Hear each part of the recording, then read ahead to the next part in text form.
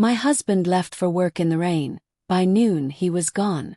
At the funeral, while I was still clutching my son's hand and trying to remember how to breathe, my father leaned in and said, "You should have married someone smarter."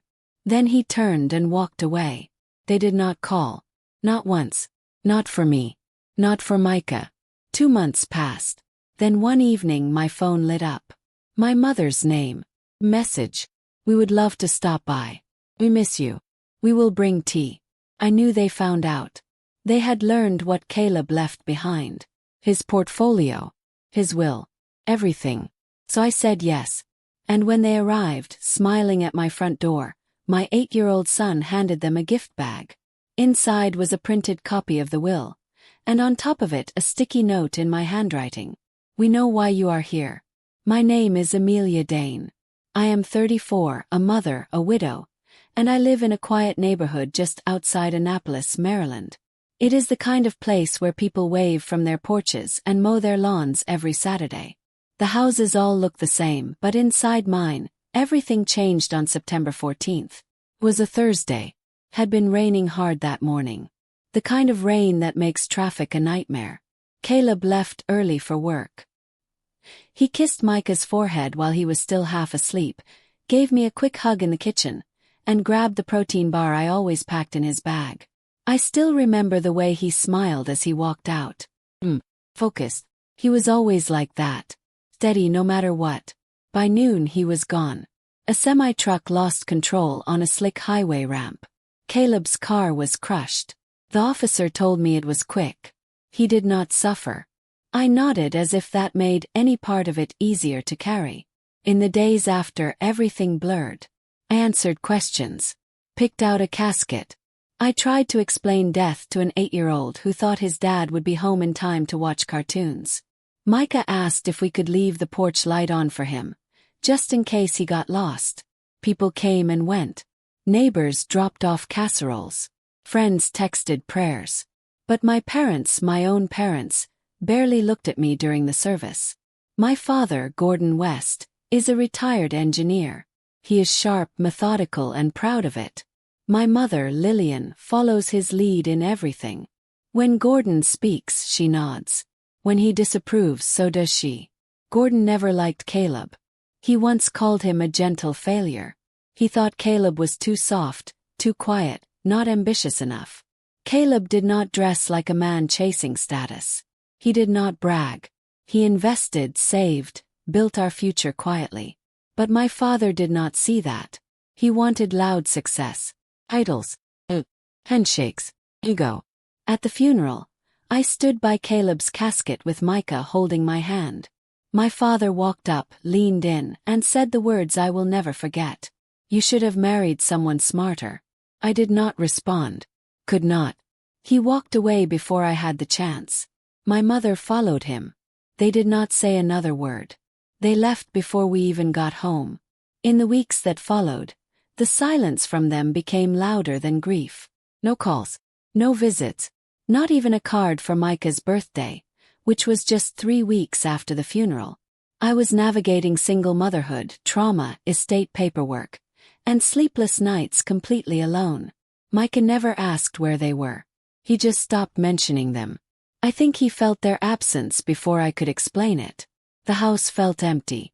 Caleb's scent still lingered on his favorite sweatshirt, hanging over the kitchen chair. His laptop was left open on our desk. The last email he never got to send frozen on the screen. At night, I lay in bed and stared at the ceiling, wondering how I would raise our son alone. Then one day I found something. I was sorting through the bedroom closet, trying to make space, when I opened a small fireproof box Caleb kept locked. Inside were folders, papers neatly labeled, statements, his investment portfolio. I knew he was good with money, but I had no idea. There were shares in multiple tech startups, index funds, real estate holdings, and over $2.4 million spread across accounts I never knew existed. He had built it slowly, consistently, and quietly. Caleb never talked about money like a prize. It was security. It was love in spreadsheets and planning. There was also a copy of his will. Everything. Every share. Every cent. Every piece of real estate was left to me and Micah. I sat on the edge of the bed holding those documents, stunned. Not because I felt rich. 'Cause I felt something else. Protected. Caleb had planned for this. Somehow he knew he needed to take care of us, even in death. I did not tell anyone. I was not sure what I wanted to do yet. I was not ready to share any part of him, not even the legacy he left behind. 2 days later, I got the text from my mother. "Hi honey. We have been thinking of you and Micah. Can we stop by tomorrow? We will bring tea." They did not ask how I was. They did not say sorry. They just wanted to come over. I did not respond right away. I stared at the screen for almost an hour. I read the message again and again. I was not confused. I was certain. They had found out. Someone told them. Maybe one of Caleb's former co-workers. Maybe they saw something online. But the timing was too precise. They were not reaching out because they missed us. They were coming for what Caleb left behind. And I was ready. When my parents messaged me, I did not reply right away. I was not surprised. I was not even angry. I was calm. There is a kind of stillness that comes when your expectations die. Before the relationship died, I had already buried the version of them that I used to hope for. The warm, dependable parents I thought might someday show up for me. But now they wanted tea and a visit after 2 months of silence. 2 months of no how are you? No can we help with Micah? Not even a passing message when the death announcement ran in the local paper with Caleb's full name and photo. Now suddenly they were interested. I showed the text to Micah. He was sitting on the living room rug, building something with his Legos. "They want to come over tomorrow," I said. "What do you think?" He looked up from his little tower. Wait. That was the right question. I sat next to him. "I think they heard about the money, about what Daddy left us." Micah squinted, thinking. "So they are coming to get it." "Maybe not to take it," I said, "but definitely to be close to it." He nodded. "Are you going to let them in?" I hesitated, then said yes. But not because I owe them anything. Because I want them to know that I see them clearly now. That night, after Micah went to bed, I pulled out the documents Caleb left behind. His will. The trust paperwork. Account statements. I flipped through the pages not because I needed to reread them, but because I wanted to remember the man who had quietly built this safety net while being ridiculed for not having enough ambition. Caleb never argued with my father. He never raised his voice or defended himself when Gordon mocked his career. Once, when I told him he did not have to keep putting up with it, he said, "I am not here to impress your dad. I am here to protect you and Micah. That is all that matters." He meant it. The next morning I made a plan. I printed a fresh copy of the will. I took a sticky note and wrote on it in black marker. "We know why you are here." I folded the paper neatly and placed it in a gift bag we had left over from Micah's birthday. It had a bright red ribbon on top, the kind that made it look like something joyful lived inside. When Micah came downstairs, I handed him the bag. "This is for Grandma and Grandpa," I said. "When they get here you will give it to them, okay?" He looked inside and read the note. He did not laugh. He did not ask questions. He just nodded and said, "Should I smile when I give it to them?" "You decide," I said. At 4:45 p.m. I started tidying the living room. Not to impress them. I just wanted control. The floors were clean. The couch was fluffed. Caleb's photo sat quietly on the mantel, watching everything. I lit one candle on the coffee table. Lemon and cedar wood. Smelled like something alive. At exactly 5:05 p.m. the doorbell rang. Micah looked at me. He nodded. He walked to the door, opened it, and there they were. My mother wore pearls and lipstick. My father had on a navy sweater, the one he used to wear when he wanted to look approachable. They smiled like it was Thanksgiving. "We brought tea," Lillian said, holding up a paper bag with handles. "Your favorite." "Mile." Micah said nothing. He simply held out the gift bag. My father took it. "What is this?" Micah shrugged. "It is from Mom. She said you would understand." They stepped inside. I stood behind the hallway wall watching. I did not rush out. I wanted them to read it first. My father pulled out the papers, unfolded them. His face twitched slightly when he reached the sticky note. "Is this a copy of Caleb's will?" my mother asked, her voice uncertain. My father read the note aloud. "We know why you are here." Their smiles faded. My mother looked at the floor. My father's jaw tightened. I walked into the room, slow and steady.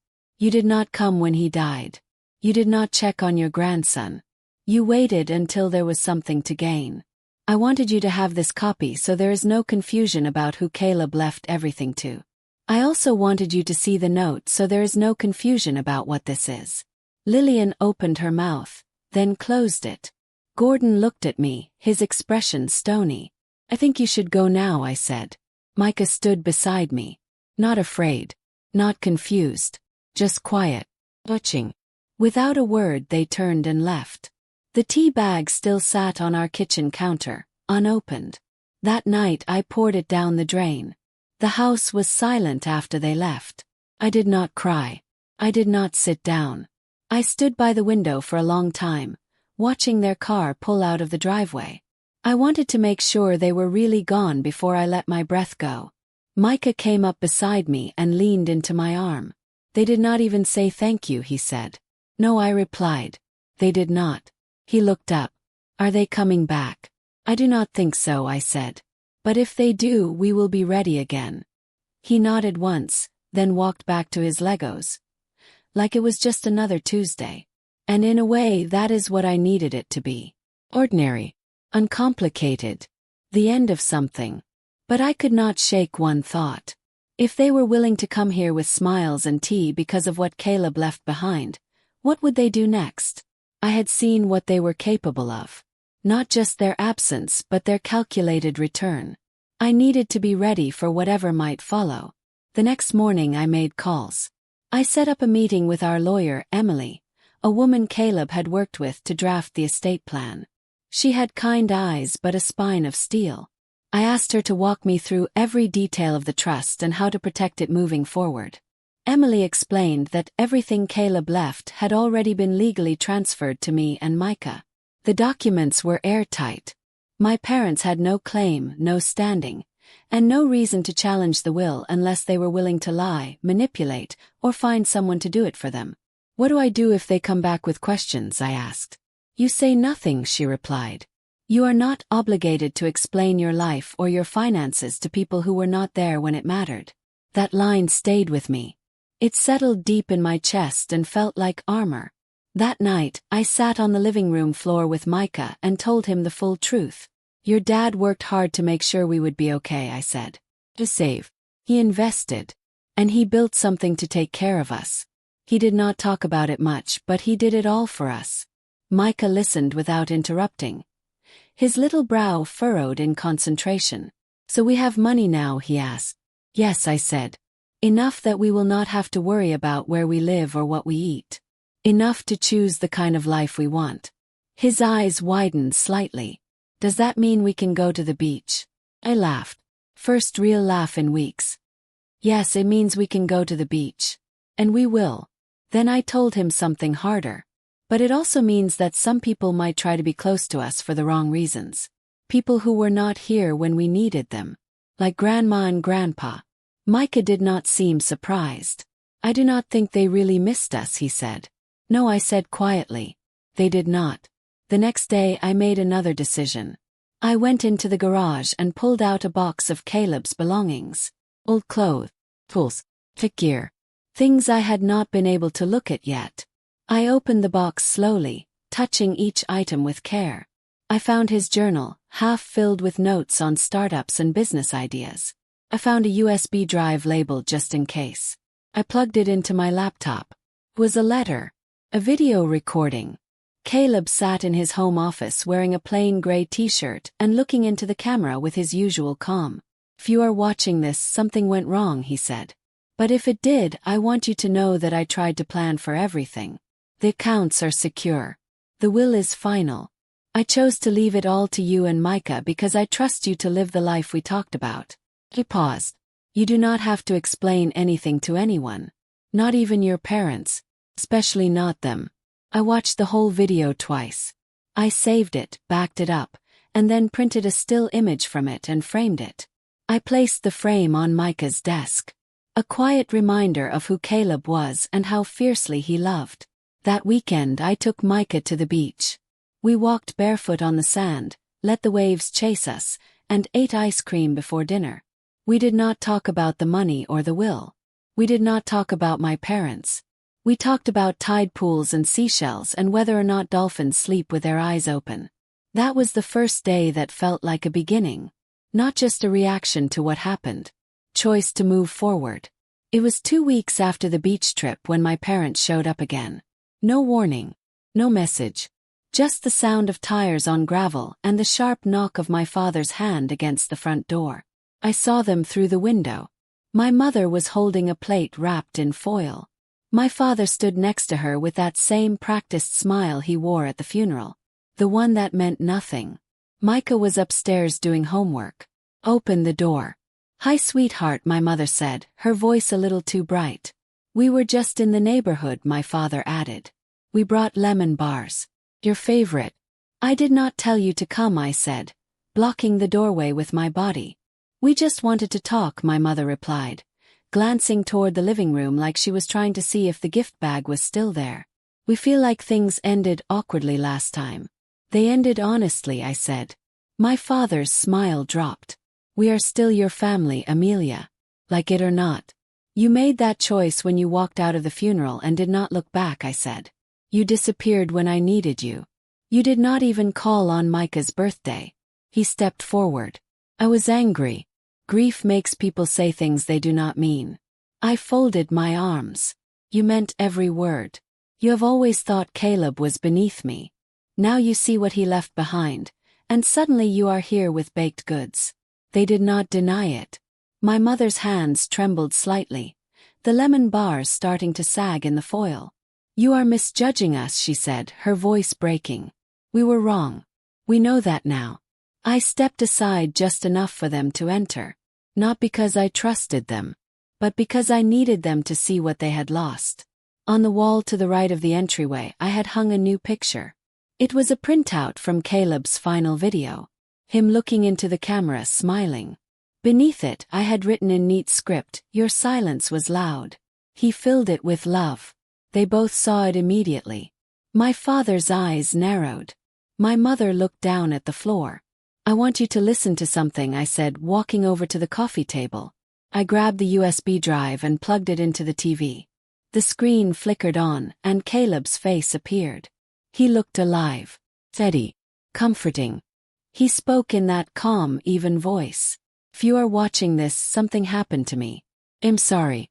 I hate the idea of leaving you alone. But I want you to know I thought about everything. I planned as best I could. My mother gasped. My father did not move. I left everything to you and Micah. Caleb continued. Not because I did not trust anyone else. But because I did not need to. You are enough. You always have been. Pause the video there. Silence settled in the room like dust. My parents looked at me. But I did not flinch. I let you in today so you could see who he was, I said. So you could hear it from him. Not for your guilt. Not for your comfort. And not because I need anything from you. I wanted you to see the kind of man you dismissed. The man you said was not smart enough. The man who built a future while you stood on the sidelines and judged. My father tried to speak, but I raised a hand. You do not get to rewrite the story. You made your choices. You do not get to pretend they never happened just because they are inconvenient now. He swallowed hard and looked toward the door. We should go. Yes, I said. You should. They walked out without another word. I stood at the door until their car turned off our street. Later that night, Micah asked why they had come again. They came to see what they could take, I said. They left with nothing because there was nothing left for them. He thought about that, then nodded. Daddy gave it all to us. Yes, I said. Every part that mattered. I sat beside him on the couch and together we watched the rest of Caleb's video. Not because we needed to hear it again, but because we wanted to feel it again. To remember the love that came wrapped in planning, in foresight, in sacrifice. That moment was the closure I did not know I needed. Not just the end of their involvement in our lives, but the beginning of something new. I was not surviving anymore. I was choosing. After that day, my parents never came back. They did not call. They did not send another message. They faded in the same way they had before. Except this time I did not feel abandoned. Felt relieved. Their silence no longer felt like punishment. Felt like peace. Micah asked fewer questions as the days passed. He started sleeping better. He hummed while brushing his teeth and ran through the house with the kind of ease kids should have. I watched him return to himself little by little. His joy was not loud, but it was steady, like Caleb's had been. I donated most of the things my parents brought that day. I kept the lemon bars sealed until the expiration date and tossed them quietly into the trash. Not out of spite. I just did not want anything in our kitchen that had come from manipulation wrapped in powdered sugar. One morning, while packing Micah's lunch, I looked around the kitchen and realized I had not cried in weeks. That surprised me. Not because I thought I would be over the grief, but because the grief had changed shape. It was not heavy like it had been. It moved differently, taught me how to stand taller. Caleb's voice still echoed in the house sometimes. In the small things. The password on the Wi-Fi that only he would have chosen. The funny labels on our spice jars he made just to make me laugh. I did not erase those things. I never will. They remind me that love can exist in the smallest, most practical acts. I used part of Caleb's portfolio to set up a fund for Micah. College, healthcare, anything he will need in the future. I kept the rest invested the way Caleb would have wanted. Steady, strategic, long-term. I took a few thousand and booked us a trip to Yellowstone. Micah wants to see bison in real life. I told him we will get as close as the park rangers allow. The night before the trip, we packed our bags together. Micah was excited about his binoculars and a notebook he wanted to use to draw animals. As we zipped up his bag, he turned to me and asked, "Are we going to be okay forever?" I did not pause. Yes, we are. Not because of the money. Not because the house is paid off. Or because the numbers on a screen are high enough to make my parents reappear.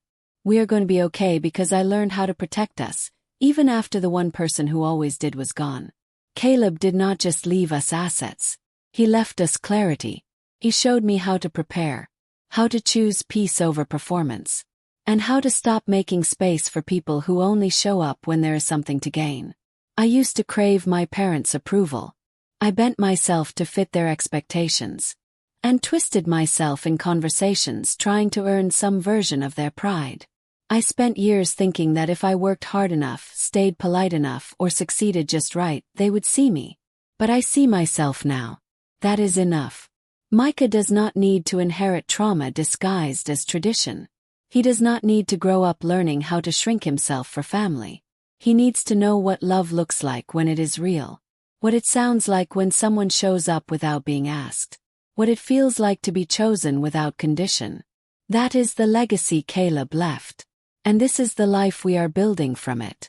To anyone watching this who has felt abandoned in the middle of grief, who has watched people walk away when you needed them most, I want to say this. You do not owe anyone access to your healing.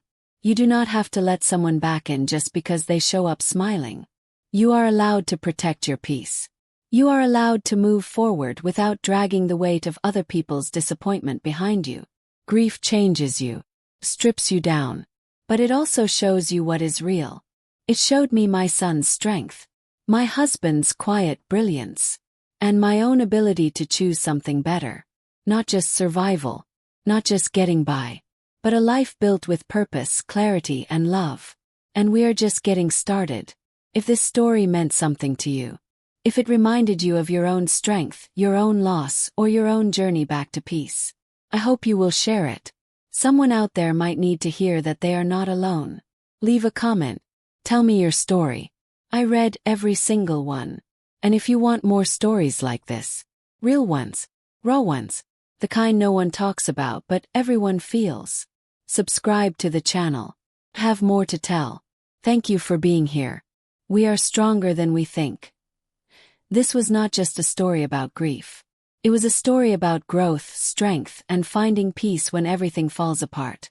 If you have ever felt abandoned, overlooked, or underestimated, know this: you are not alone. You are allowed to protect your heart, your home, and your healing. If this story touched you, take a moment to share it. Someone out there might need the reminder that love can still feel safe, even after loss. Leave a comment below. Tell us your story, your strength, or your turning point. I read every single one. And if you want more real stories that speak the truth most people hide, hit subscribe. Because healing is not a straight line, and you should not have to walk it alone. Thank you for being here. We are stronger than we think.